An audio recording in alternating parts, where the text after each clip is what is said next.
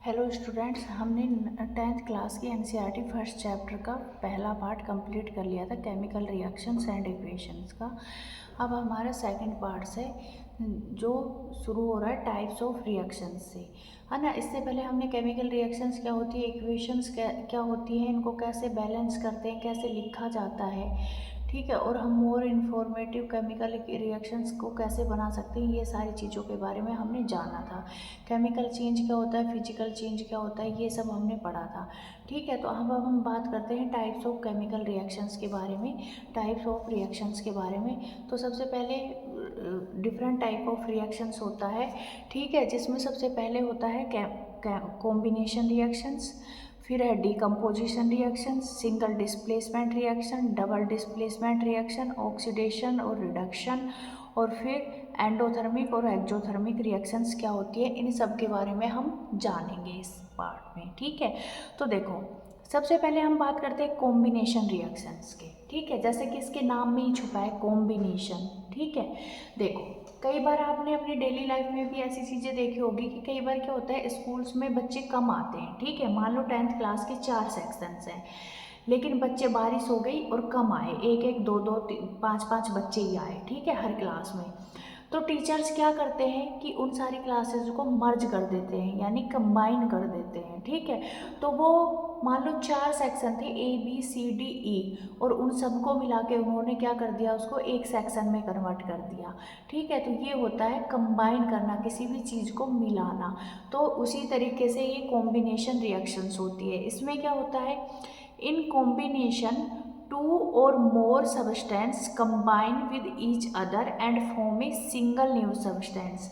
यानी कि यहाँ पे मैग्नीशियम के कितने एटम्स थे, 3, और नाइट्रोजन के 2, आपस में क्या करा इन्होंने, कंबाइन करा, तो टोटल 5 जो एलिमेंट्स हैं, एटम्स हैं, 3 मैग्नीशियम के और 2 नाइट्रोजन के, कंबाइन करके एक सिंगल सब्सटेंस बना लेते हैं, Mg N2, ठीक है, Mg3N2, Mg3N2, ये सिंगल प्रोडक्ट्स मिलता है हमें, यानी कि 3 एटम ऑफ Mg और N2 के 2 एटम्स अलग अलग थे और आपस में कंबाइन हुए और एक सिंगल प्रोडक्ट में कन्वर्ट हो गए। तो ये हमारा कहलाता है कॉम्बिनेशन रिएक्शंस, ठीक है। जैसे ABCD 4 रिएक्टेंट्स थे, चारों आपस में कंबाइन करके क्या बना लिया, एक सिंगल प्रोडक्ट E बना दिया उन्होंने, ठीक है। क्या बना दिया, एक सिंगल प्रोडक्ट E बना दिया, ठीक है। जैसे कि अभी मैंने तुम्हें सेक्शंस का एग्जांपल देके समझाया। Different type of reactant all are combined and form a single product is called combination reactions। जैसे वो हाइड्रोजन प्लस ऑक्सीजन आपस में कंबाइन होकर सिंगल प्रोडक्ट क्या बना दिया, वाटर। कार्बन प्लस ऑक्सीजन आपस में कंबाइन होकर एक सिंगल प्रोडक्ट कार्बन डाइऑक्साइड बना दिया। तो ये क्या है, कॉम्बिनेशन रिएक्शंस है। जब 2 या 2 से ज़्यादा आपस में कंबाइन कर जाएं एटम्स, एलिमेंट्स, और क्या बना दे, एक न्यू सब्सटेंस बना दे, सिंगल सब्सटेंस, तो इसको ही हम क्या कहेंगे, कॉम्बिनेशन रिएक्शंस कहेंगे, ठीक है। अब देखो, एनसीईआरटी में इसके बारे में कुछ दे रखा है, देख लेते हैं हम। कॉम्बिनेशन रिएक्शंस के बारे में कुछ एक्टिविटी दे रखी है, हाँ भाई 1.4 एक्टिविटी है। इसमें क्या करा है कि कुछ कैल्शियम ऑक्साइड लो, ठीक है, take a small amount of calcium oxide, ठीक है। कैल्शियम ऑक्साइड का फॉर्मूला क्या होता है, CaO, ठीक है, और एक किस फॉर्म में होता है, सॉलिड फॉर्म में, ठीक है। इसका दूसरा नाम क्या होता है, क्विक लाइम, और इसके अंदर क्या ऐड कर दो, वाटर, ठीक है, H2O लिक्विड फॉर्म में होता है, जो ऐड कर दो तो हमें क्या मिलता है, स्लैक्ट लाइम मिलता है, जिसका फॉर्मूला होता है CaOH2 का होल ट्वाइस, और इसका एक्वस सॉल्यूशन मिलता है, और साथ में क्या मिलती है, क्या निकलती है, हीट निकलती है, ठीक है। याद करो कि घर में आप लोगों के घर में क्या हुई हो, कभी पुताई हुई हो, तो वो क्या लेके आते, वाइट कलर के, वो वाइट कलर का जो होता है ना चूना, जिसको हम बोलते हैं कैल्शियम ऑक्साइड, या जिसका दूसरा नाम है क्विक लाइम। जब इसको हम वाटर में डालते हैं तो क्या होता है, वो पूरी तरीके से क्या करता है, खोलता है, ठीक है, और उसमें साथ में क्या निकलती है, हीट निकलती है। वो मटका या बर्तन जिसमें हम उनको घोलते हैं वो गर्म हो जाता है, ठीक है। तो यहाँ पे क्या हुआ, कैल्शियम ऑक्साइड प्लस वाटर मिले और एक सिंगल प्रोडक्ट बनाया जिसको स्लैक्ड लाइम या कैल्शियम हाइड्रोक्साइड जिसको बोला जाता है।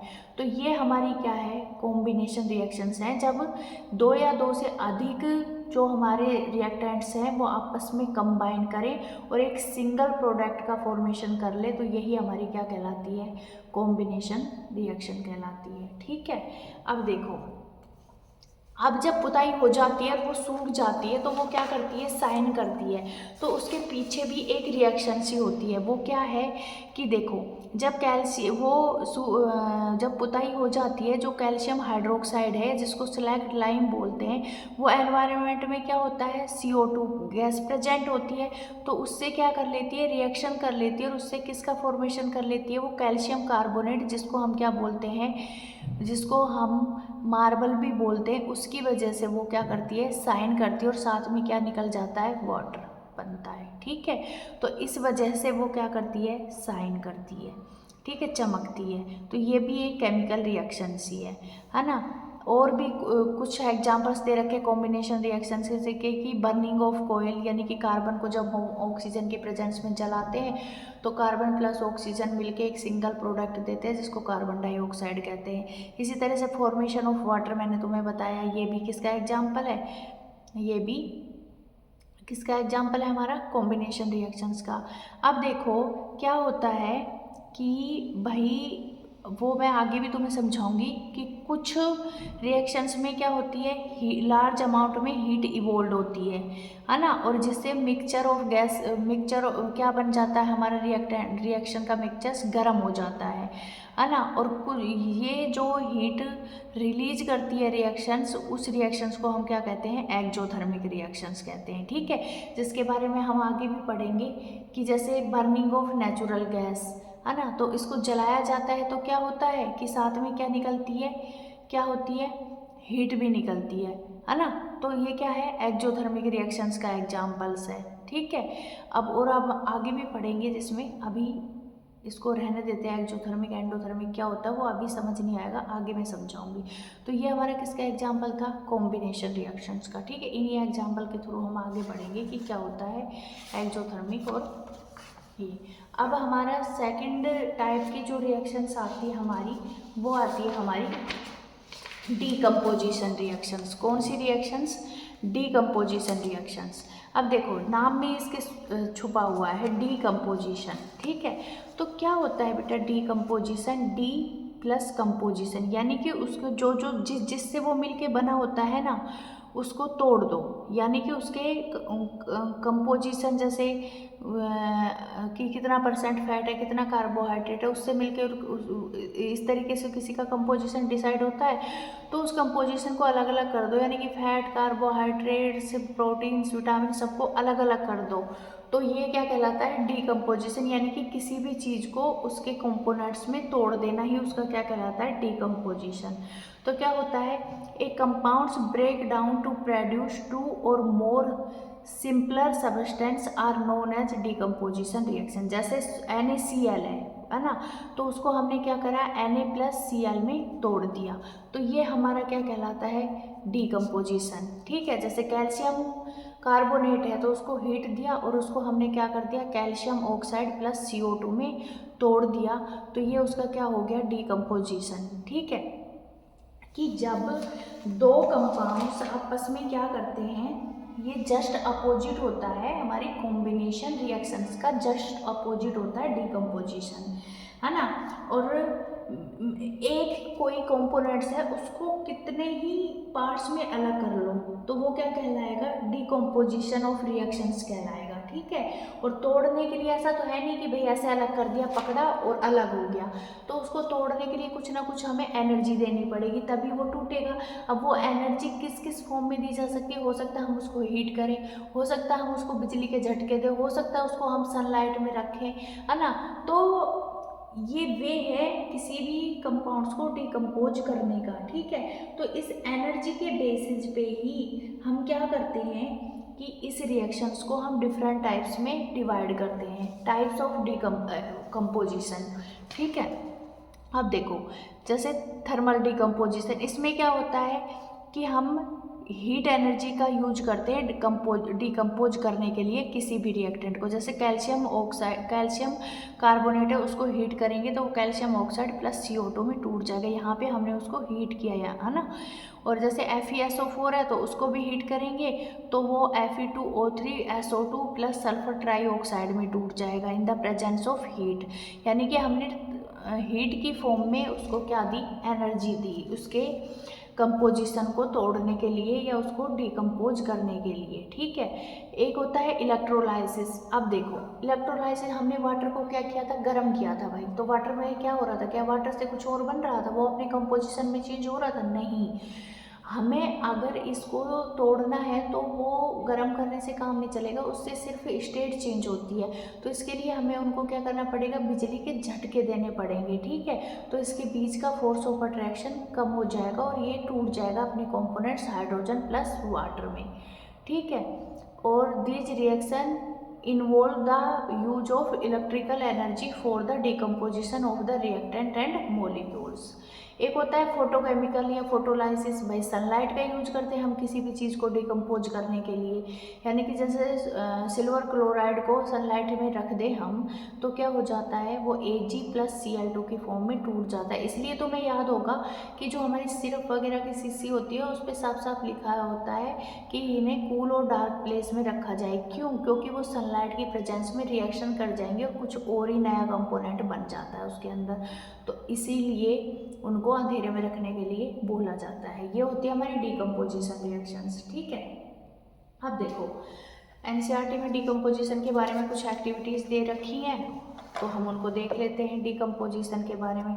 तो मैंने बताया क्या लेना है, take about 2 gram ferrous sulphate crystals. अब देखो फेरस सल्फेट और फेरस सल्फेट क्रिस्टल्स में अलग डिफरेंस होता है। फेरस सल्फेट होता है FeSO4 लेकिन यहाँ पे फेरस क्रिस्टल दिया गया है तो इसके साथ क्या होगा, 7H2O के पार्टिकल्स और होंगे। अब इसको क्या करो, ड्राई करो, ड्राई बॉइलिंग ट्यूब में। ठीक है। अब note the colour of ferrous sulphate crystals, heat the boiling tube over the flame a burner और spirit lamp and as shown in figure. देखो ये लेना, हमने एक टेस्ट ट्यूब ले ली, उसके अंदर हमने क्या करना है, उसको लेना है फेरस सल्फेट के क्रिस्टल्स को, उसको हीट करना है। तो सबसे पहले क्या होगा, फेरस सल्फेट के क्रिस्टल्स को जब हम हीट करेंगे तो क्या होगा, वो फेरस सल्फेट में कन्वर्ट हो जाएगा, वाटर के मॉलिक्यूल्स उससे अलग हो जाएंगे। फिर उसके बाद अगर हम उसको हीट करेंगे तो वो ferric oxide plus sulphur dioxide और सल्फर ट्राईऑक्साइड में टूट जाएगा। ठीक है। तो ये क्या हो गया, उसका डिकम्पोजिशन हो गया। ठीक है, फेरस सल्फेट का। ठीक है। तो और आगे दे रखा है, यही समझा रखा है कि 7H2O होते हैं, उसको हीट करते हैं, पहले ये अलग होंगे फिर उसके अपने कंपोजिशन में। इसी तरीके से मैंने बताया तुम्हें कैल्शियम कार्बोनेट है जिसको लाइम स्टोन भी बोला जाता है, उसको हीट करते हैं तो वो क्विक लाइम प्लस CO2 में टूट जाता है। अब डिकम्पोजिशन रिएक्शंस के अलग अलग एग्जाम्पल्स होते हैं। ठीक है।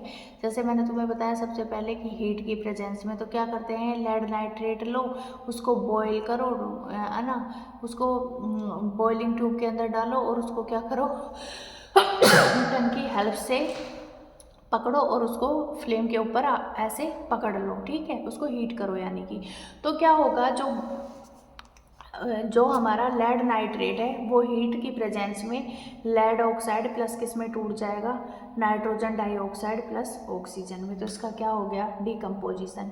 इसी तरीके से ये इलेक्ट्रोलाइटिक एनर्जी या इलेक्ट्रोलाइटिक डिकम्पोजिशन का एग्जाम्पल है कि वाटर के मोलिक्यूल्स को हमने क्या दिया है, एनोड और कैथोड और बैटरी से जोड़ के, और क्या करा है हमने, इसमें बिजली के झटके दिए हैं तो ये अपने कंपोनेंट्स में टूट जाता है। तो ये किसका हो गया, इलेक्ट्रोलाइसिस का एग्जाम्पल हो गया।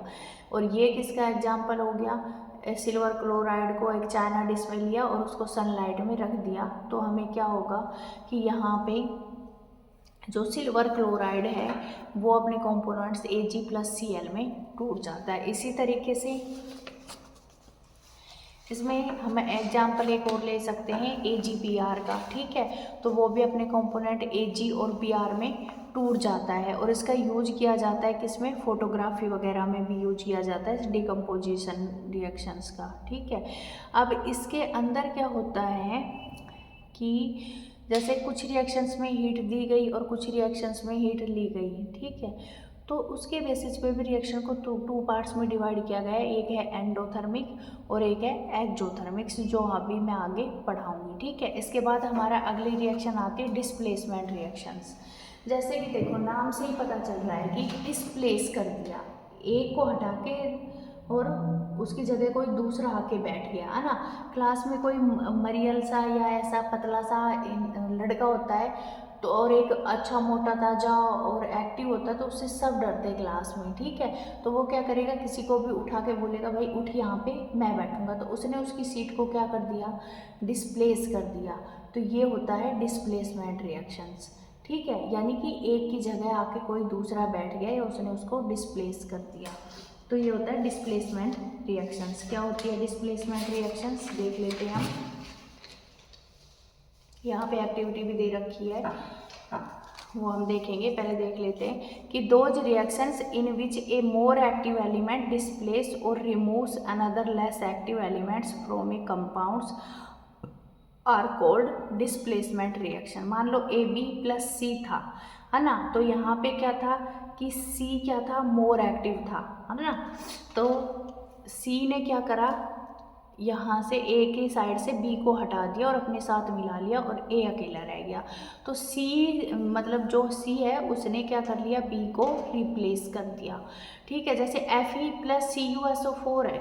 अब हमें पता है कि Fe की reactivity as compared to copper ज़्यादा होती है, तो Cu को हटा देगा Fe और उसकी जगह खुद जाके बैठ जाएगा, तो फेरस सल्फेट बना लेगा और Cu मिल जाएगा हमें। यहाँ पे कॉपर सल्फेट का रंग, कॉपर सल्फेट सॉल्यूशन का रंग कैसा था, ब्लू था, लेकिन जैसे ही Fe आके बैठा तो कैसा कलर हो गया उसका, ग्रीन कलर हो गया। तो ये हमें एक्टिविटी भी दे रखी है NCERT में एक, देख लेते हैं हम। इसने क्या करा है, एक टेस्ट ट्यूब ली है और उसमें 2 आयरन्स के क्या डाल दिए हैं, 2 आयरन नील डाल दिए हैं। ठीक है, आयरन नील 2 आयरन पिन डाल दिए हैं। ठीक है, ये पहले का सॉल्यूशन है जब आयरन पिन इसके अंदर नहीं डाली थी। ये किसका सॉल्यूशन है, कॉपर सल्फेट का, जिसका रंग कैसा है, ब्लू सॉल्यूशन है। लेकिन जैसे ही इसके अंदर क्या डाला हमने, आयरन नेल डाली, तो क्या होगा कि ये कॉपर डिस्प्लेस हो जाएगा आयरन से, और आयरन की प्रेजेंस की वजह से ये कलर ग्रीन कलर या हल्का कलर हो जाएगा इसका। तो इसने क्या करा, आयरन ने कॉपर को इस सॉल्यूशन से क्या कर दिया, डिस्प्लेस कर दिया। तो ये होता है हमारा डिस्प्लेसमेंट रिएक्शंस। अदर एग्जांपल्स भी हैं, जैसे जिंक क्या कर देता है, कॉपर को डिस्प्लेस कर दिया CuSO4 सॉल्यूशन से। इसी तरह लेड है, उसने कॉपर को क्या कर दिया, डिस्प्लेस कर दिया कॉपर क्लोराइड से। ठीक है, और इससे क्या बना लिया, लेड क्लोराइड, यानी कि एक एलिमेंट दूसरे को क्या कर दे, डिस्प्लेस कर दे। ठीक है, तो ये कहलाता है हमारा displacement. Displacement reaction take place on the behalf of reactivity. ठीक है, जिसकी ज़्यादा रिएक्टिविटी होगी वो उसको अलग कर देगा दूसरे एलिमेंट से, या डिस्प्लेस कर देगा मैं बोलूँ। ठीक है, अब अलग अगली रिएक्शंस आती है हमारी डबल डिस्प्लेसमेंट रिएक्शंस, है ना। डबल डिस्प्लेसमेंट रिएक्शन भी डिस्प्लेसमेंट का ही एग्जांपल है, बस इसमें 2 एटम्स या ग्रुप ऑफ एटम्स या कंपाउंड्स आपस में क्या करते हैं, एक्सचेंज करते हैं। ठीक है, जैसे कि the reactions in which 2 different atoms और ग्रुप ऑफ एटम्स और compounds react by an exchange और displacement of ions to form new substance या कंपाउंड्स। जैसे AB+CD थे, तो ए को बी का साथ पसंद नहीं था, सी को डी का, तो ए ने सी के साथ बॉन्ड बना लिया, ए ने डी के साथ बॉन्ड बना लिया और बी ने सी के साथ बॉन्ड बना लिया। तो ये क्या बन गया, न्यू कंपाउंड्स बन गए। ठीक है, अब देखो Na2SO4 + BaCl2 था। ठीक है, तो यहाँ पे Na ने Cl के साथ बॉन्ड बना लिया और Ba ने सल्फेट के साथ, तो क्या बन गया, BaSO4 + NaCl, और BaSO4 का हमें PPT मिलता है। ठीक है, प्रेसिपिटेट। ये प्रेसिपिटेट क्या होता है ये भी मैं तुम्हें आगे समझाऊंगी। अब आगे बात आती है एक्जोथर्मिक रिएक्शंस की। ठीक है, इसमें डबल डिस्प्लेसमेंट का हाँ मैंने तुम्हें बता दिया, इसके अंदर कुछ और भी है।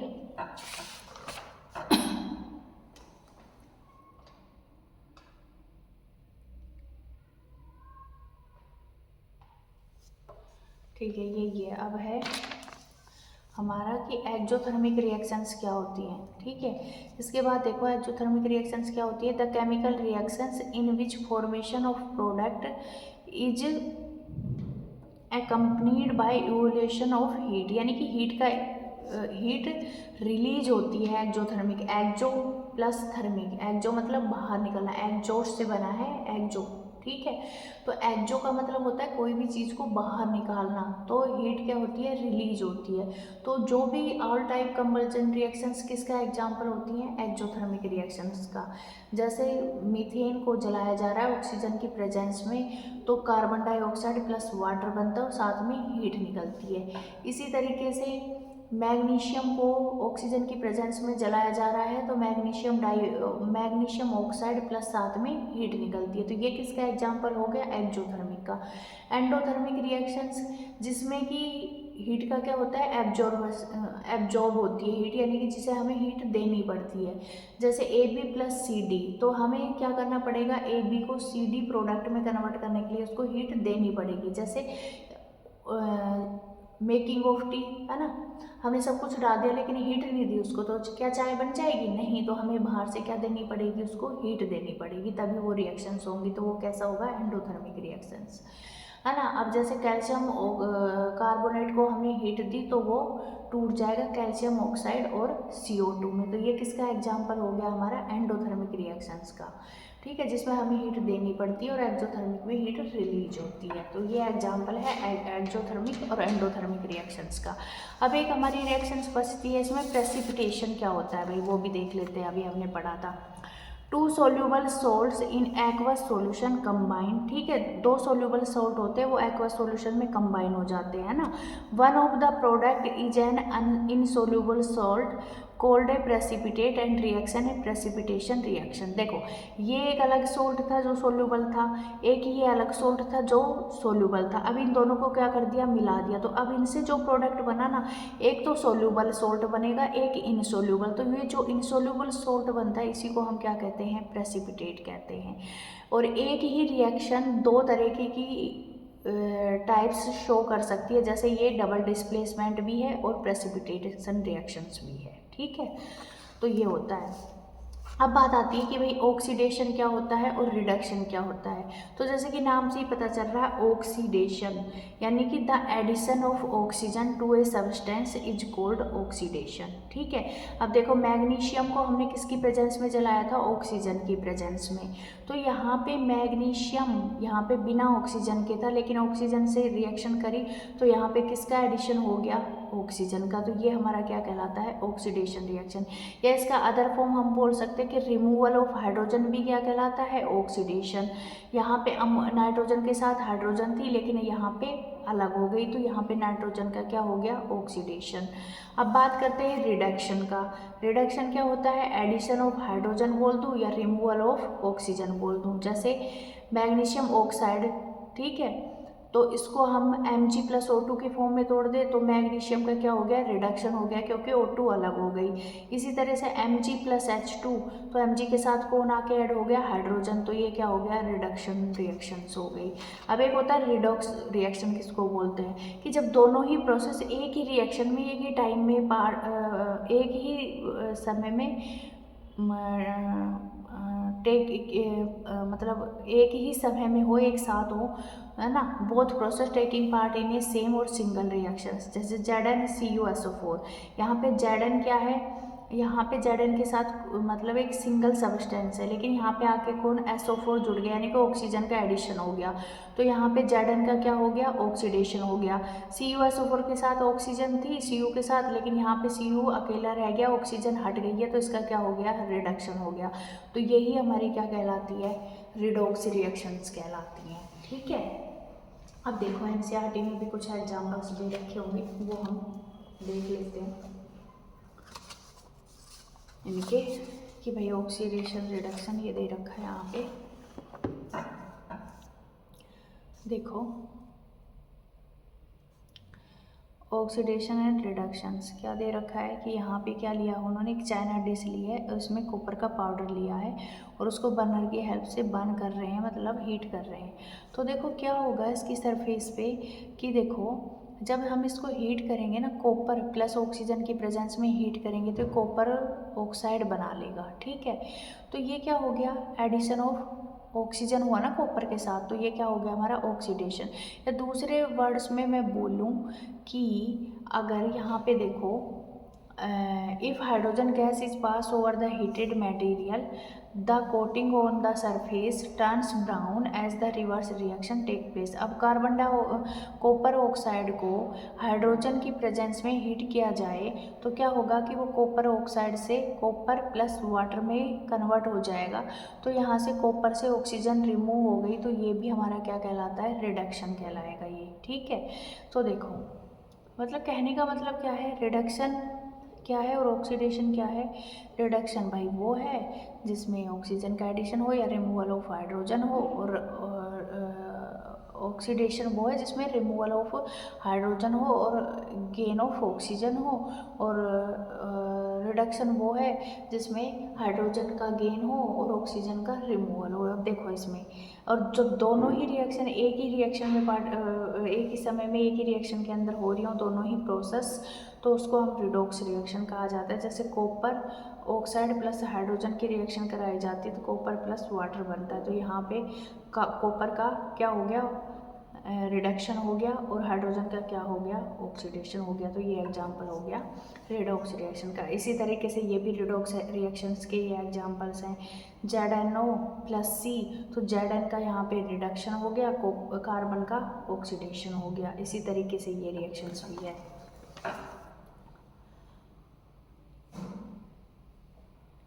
तो क्या है, मैंने जैसे कि बताया, if a substance loses oxygen और gains hydrogen due a reactions it is reduce, ठीक है। और if a substance is loses hydrogen और gains of oxygen is called oxidise, ठीक है। अब देखो इसमें दो लास्ट के टॉपिक हो रहा है, कोरोजन और एक रेनिसिडिटी। देखो कोरोजन क्या होता है कि जब भी आपने देखा होगा आपकी बालकनी वगैरह में या छत पे या कोई भी आयरन की ट्यूब वगैरह रखी है, तो आप देखोगे थोड़े दिनों में वो क्या करने पड़ती है कि आयरन की जो बालकनी वगैरह जो छज्जे पे हमारे सीलिंग्स लगी रहती हैं, तो वो थोड़े दिन में क्या पड़ने लगती है, ब्राउन कलर की एक कोटिंग आ जाती है उनके ऊपर। तो ये क्या होता है कि जो हमारे एनवायरनमेंट्स में water vapour, moisturiser, different type of gases जैसे ऑक्सीजन, हाइड्रोजन सल्फाइड, ठीक है, तो ये डिफरेंट टाइप ऑफ गैसेज होती है ना, तो ये क्या करती है कि किसी भी मेटल की सरफेस पे जाके बैठ जाती है और उस मेटल को खाना शुरू कर देती है, यानी कि डिग्रेड करना शुरू कर देती है। तो उसी को हम क्या कहते हैं बेटा, कोरोजन कहते हैं। और ये आयरन के केस में ये प्रोसेस क्या कहलाता है, रस्टिंग कहलाता है। अब देखो सिल्वर की ज्वेलरी हम पहनते हैं तो वो थोड़े टाइम बाद काली पड़ जाती है, क्यों, क्योंकि वो oxygen plus hydrogen sulphide gas से रिएक्शन करके Ag2S बना लेती है, यानी कि सिल्वर सल्फाइड जो कि काले रंग का होता है। और इसको हम क्या कहते हैं, इस प्रोसेस को टर्निश कहा जाता है सिल्वर के केसेज में। तो यही होता है कोरोजन, ठीक है। When a metal is attacked by substance around it such as moisturiser, acids etcetera, it said to be corrode, and this process is called corrosion. The black coating on silver and the green coating on copper are other example of corrosion. Corrosion causes damage to car bodies, bridge, iron railing, ship and to all object made of metal, especially those of iron, ठीक है। और आज के time में मतलब iron पे तो rusting की एक प्रॉब्लम इतनी मेजर प्रॉब्लम हो गई है, ठीक है। तो मतलब इस रस्टिंग से हम कैसे बच सकते हैं, पेंट वगैरह कर दो, कुछ मिलावट कर दो आयरन के अंदर, है ना। तो इसलिए स्टेनलेस स्टील का भी एग्जाम्पल सुना होगा आपने, है ना। तो ये भी किसी वजह से बनाए गए हैं, रस्टिंग वगैरह या कोरोजन से बचने के लिए, ताकि मेटल का डिग्रेडेशन ना हो। अब बात आती है रेंसिडिटी क्या होती है। भाई रेंसिडिटी कुछ नहीं होता, देखो आप चिप्स वगैरह खाते हो, ठीक है, तो क्या होता है उस चिप्स के पैकेट में चिप्स तो इतने से निकलते हैं और वो हवा इतनी ज़्यादा भरी रहती है, तो वो कौन सी गैस भरी रहती है और क्यों भरी होती है, उसमें नाइट्रोजन गैस भरी होती है, ताकि जो हमारा खाने का आइटम है, जो चिप्स हैं, वो ख़राब ना हो एयर की प्रेजेंस में, ठीक है, क्योंकि नाइट्रोजन नॉन रिएक्टिव गैस होती है, तो इसलिए उसको भर दिया जाता है ताकि वो क्या ना हो, खराब ना हो चीज़ें, ठीक है। तो इसी को बोला जाता है रेंसिडिटी, ठीक है। तो जो जिसमें भी मतलब जैसे सब्सटेंस जिसमें गैस वगैरह या ऑयल फैट्स वगैरह होती है तो वो ऑक्सीडाइज हो जाते हैं और उनके ऑक्सीडेशन को कम करने के लिए, स्लो डाउन करने के लिए उसमें नाइट्रोजन गैस भर दी जाती है ताकि वो लंबे समय तक खाने योग्य बने रहे और उनका ऑक्सीडेशन ना हो। तो यही प्रोसेस हमारा क्या कहलाता है, रेंसिडिटी कहलाता है। तो ये था हमारा 10th क्लास की एनसीईआरटी का फर्स्ट चैप्टर, ठीक है। अब हम इसके बाद पढ़ेंगे नेक्स्ट वीडियो में हमारा एनसीईआरटी सेकंड चैप्टर, ठीक है। अभी ये कंप्लीट होता है हमारा चैप्टर।